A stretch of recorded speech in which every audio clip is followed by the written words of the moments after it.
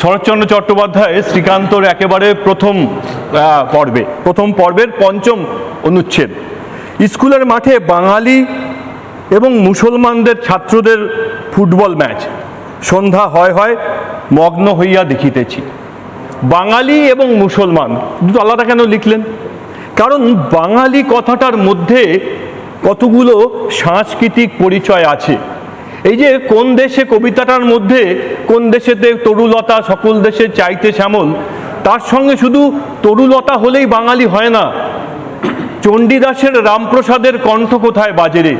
বাংলাদেশে চণ্ডীদাসের রামপ্রসাদের কণ্ঠ বন্ধ হয়ে গেছে।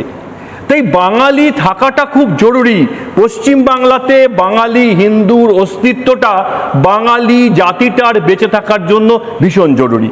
কিন্তু হলো কেন?